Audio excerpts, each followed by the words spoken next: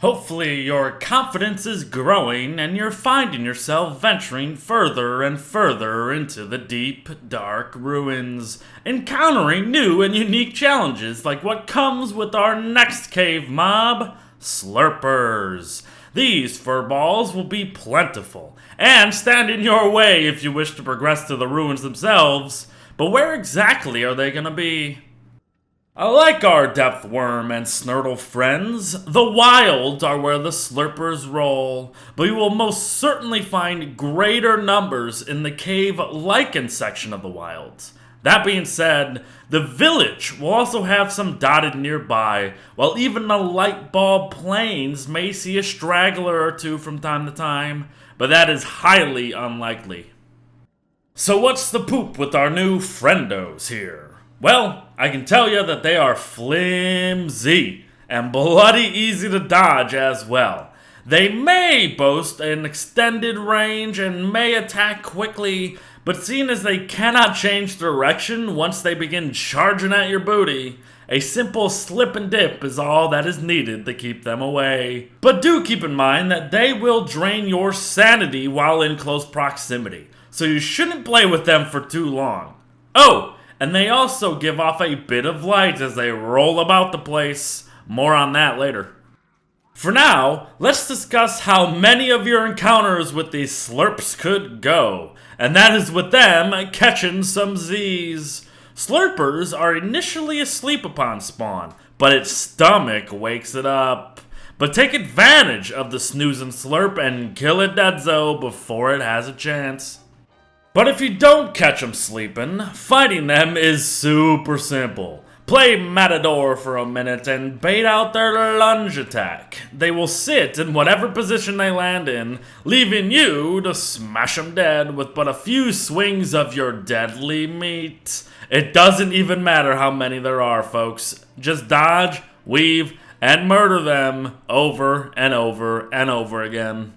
But what happens if you don't do that and they get a munchin'? Well, something rather unique happens, and it is glorious. The slurpers will latch onto your head, actually taking up your head armor slot, meaning whatever you were wearing is now knocked off and on the ground. But your hunger actually begins to decrease at 1.7 per second. Along with this, you'll have a constant slurping sound in your ears as your brain gets drained, and you'll emit a light source that is rather large actually, even better than lanterns. The slurper will turn your drained hunger into positive hunger for itself, and will drop off your head when it reaches 90% capacity, falling asleep right then and there.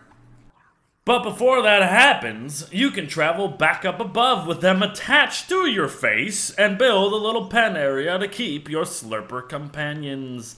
And they constantly emit light, so you can actually create spots with permanent light sources if you wish.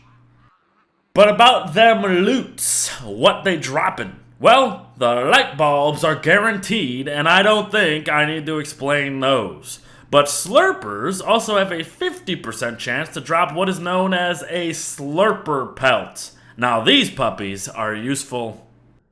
With a little conjuring of the dark magic, you can create one belt of hunger with 6 pelts, some rope, and some nitro fuel, all things that are easy to obtain. The belt itself not only comes with a sanity regen of 2 per minute, it will actually reduce your hunger loss by 40% while you are wearing it, making it useful for just about any character or any one of you out there that struggles with managing foodies. But it is especially useful for wolfgangs, as you'll be able to stay mightier longer, equaling more DPS than when you ain't keeping your pants from falling. And oddly, even though it isn't a food item, those slurper pelts can actually be used to befriend pigs, and they do a pretty darn good job about it too.